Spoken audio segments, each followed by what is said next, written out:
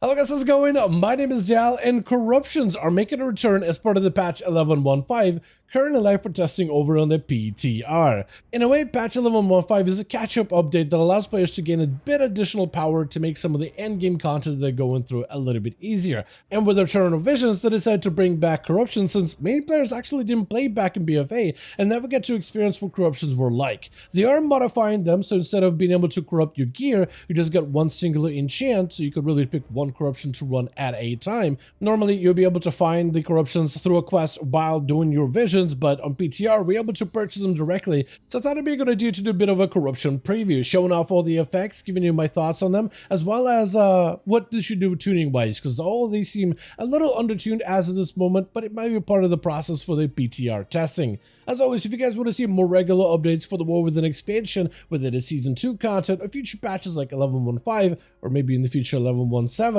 be sure to follow the channel and subscribe. But otherwise, let's dive right in.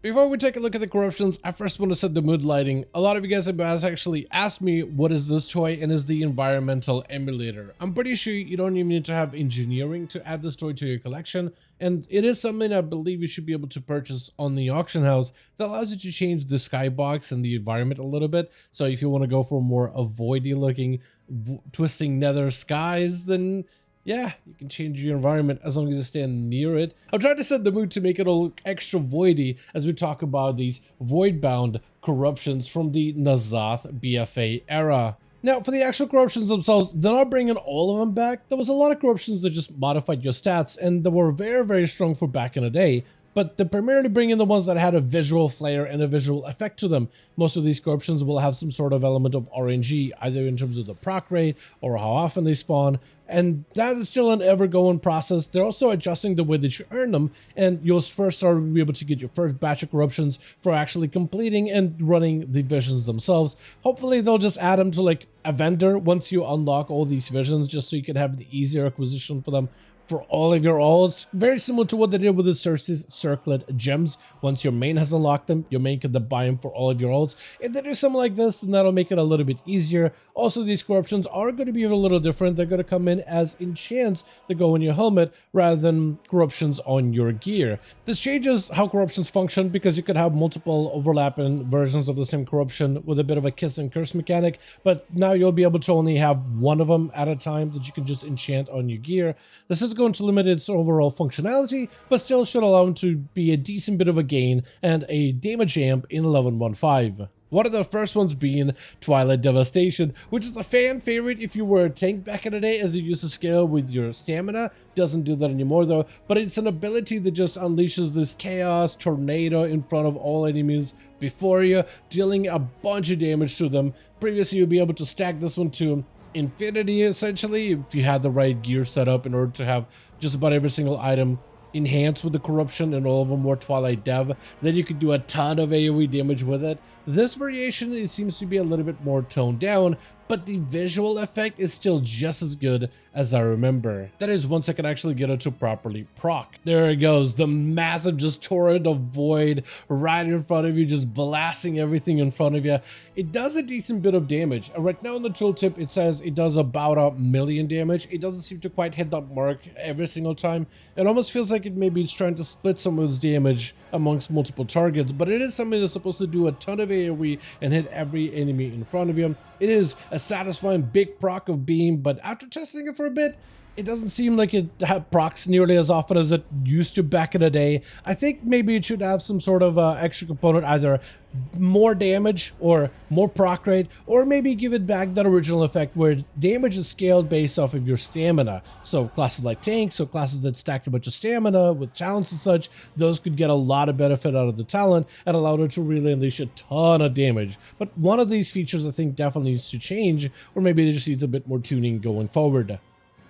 The next corruption is going to be one of Echoing Void. Echoing Void allows you, as you deal damage with your abilities, to build up stacks of Echoing Void that take a little bit of time to be unleashed. Building up a stack is really easy. Most abilities usually will trigger a stack of Echoing Void, which is super nice.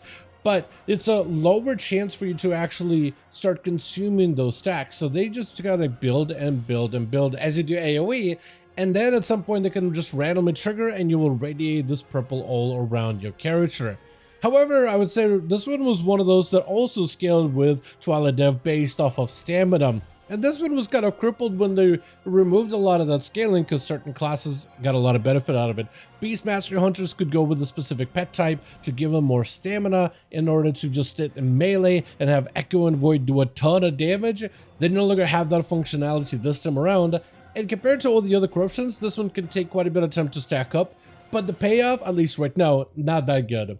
Echo and Void obviously needs a bit more tuning, and the damage right now, I mean, doing 23,000 damage to every target around you is incredibly low. Also with the fact that it takes a while for you to build up that effect, and then quite a decent bit for you to actually expand on those charges, that needs to change. Either they just need to tune the damage to be super high, or maybe adjust the proc rate of it so it's a little bit more consistent in terms of its building and the spending, but it's also very much a melee bound ability. Like you really have a very small range around it. And I remember it being kind of sort of melee heavy back in BFA. I just never noticed it was this like claustrophobically melee as it is right now. So this one definitely needs to go through a little bit of work, but as it stands right now, it is not one of those corruptions that I would ever see myself playing. Maybe they should, like with Twilight Dev, add that stamina scaling to it, because then at least it would be some sort of value. I think tanks would easily end up running this one if it had any stam scaling to it, because it's in melee. You're going to be melee all the time. It seems like a melee inspired corruption. So they definitely need to do something with this one to make it a little better. The next corruption is going to be one of Infinite Stars. This one was a fan favorite back in the day, mostly for the cheesy things you could do.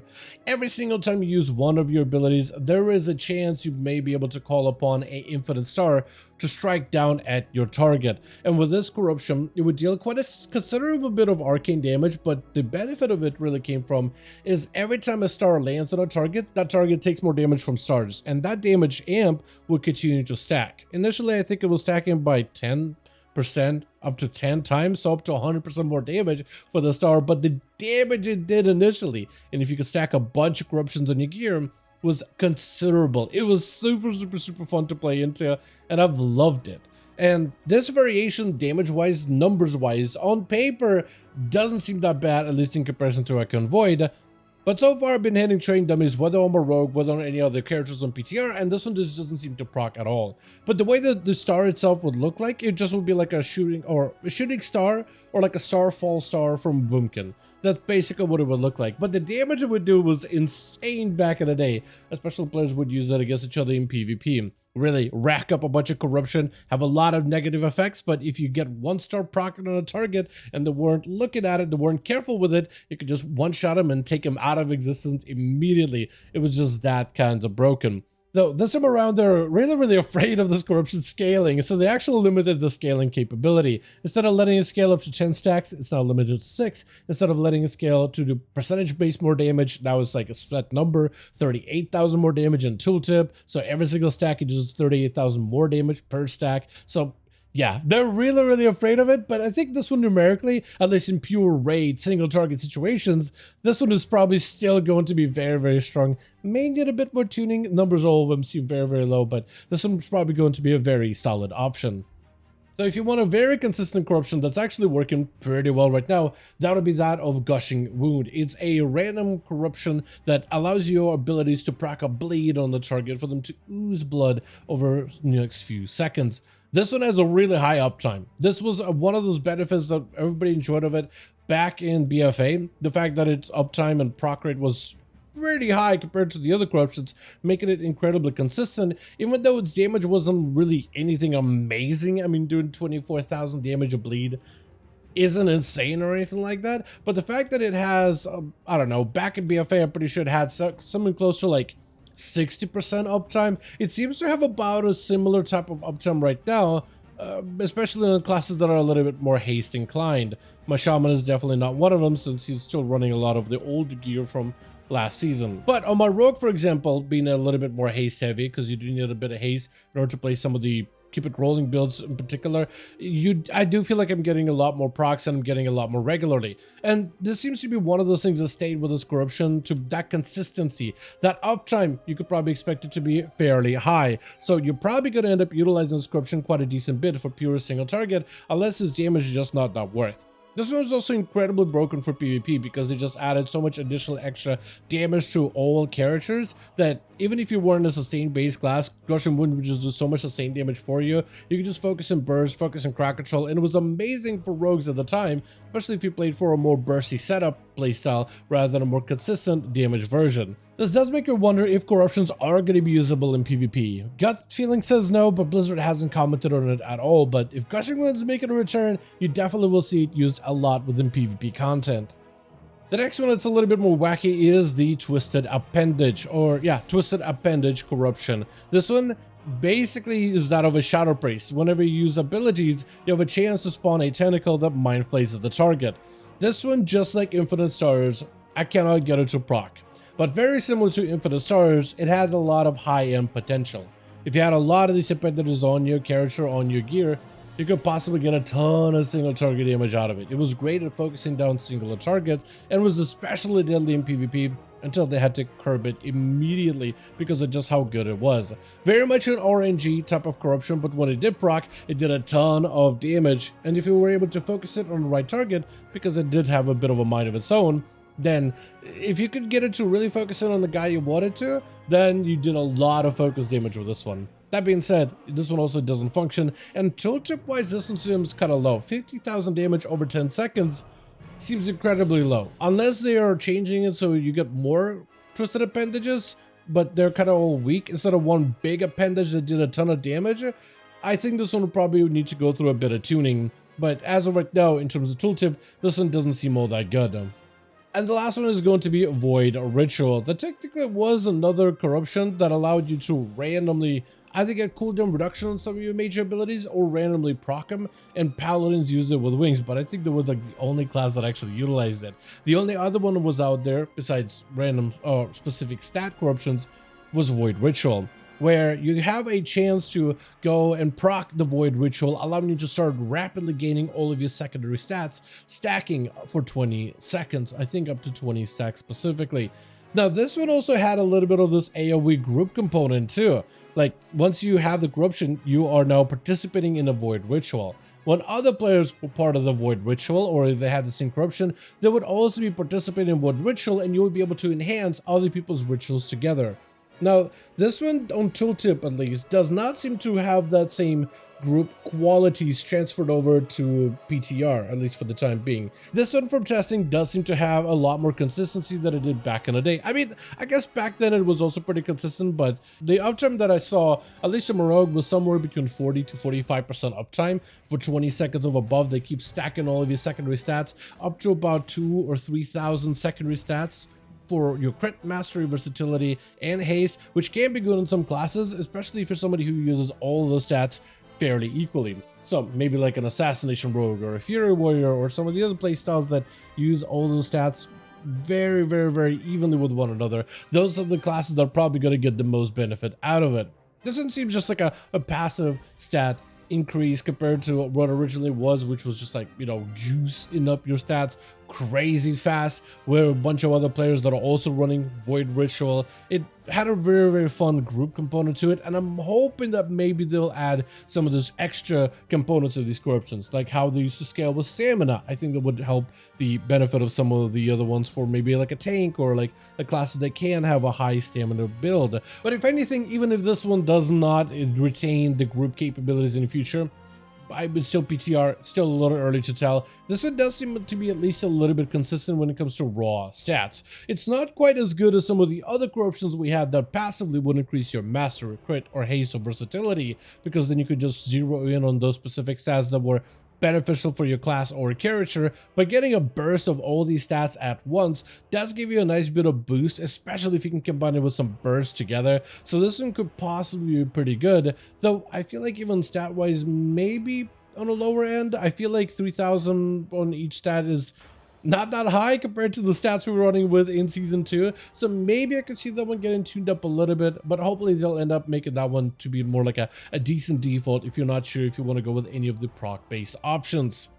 Though it does seem like they're going a little bit more limited with these corruptions this time around, as they are bringing them back, but not in exactly the same power gain. Like, you're not really going to be obliterating mobs and obliterating dungeons like you did with corruptions back in BFA, which was a huge portion of how you progressed in power back then. I mean, corruptions did a lot of the heavy lifting for you. It was kind of nuts. What I am a little sad to see is how they didn't bring in the cooldown reduction corruption that gave you CDR on major or defensive ability or offensive abilities. Like for paladins, they played this unique cooldown reduction corruption that gave them more uptime on wings. And I think that one would have been a little bit more interesting to bring in into the play, especially with so many classes with powerful cooldowns. Or the corruptions that were more passive, but increased the amount of haste, crit, mastery, or versatility you got out of your gear. And I think for a number of classes, secondary stats would have actually been amazing. More haste, more critical strike for crit procs if you class scales with crit, like Feral Druid, that's more resources, more bite damage, or mastery with so many different unique masters in the game.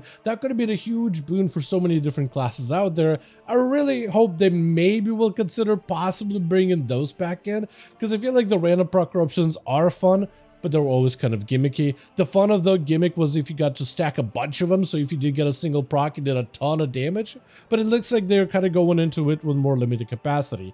Would have loved to see if that is what they're trying to go for, the stat ones and maybe the cooldown reduction one to be brought back in, because both of those were also pretty strong, pretty powerful, and a lot of players used it, and it made the classes actually play better in some cases. So maybe they'll reconsider in the future, but for the time being, that is the full preview of the corruptions that are available for testing, at least for now, over in the PTR. And with that, as always, I do want to thank all of you guys so much for watching this video, and I hope you guys did enjoy it. If you did enjoy it or found it informative, go ahead and give it a like. I would very much appreciate it. Join our Discord community, the best place to discuss all of the newest class changes and patch notes and tuning passes when we have for Season 2, which they've been doing a little bit more aggressively as of recently. So if you want to keep up with that information, best place to find it. Also, let me know all your thoughts in the comments down below, and as always, I'll see all of you guys in the next one.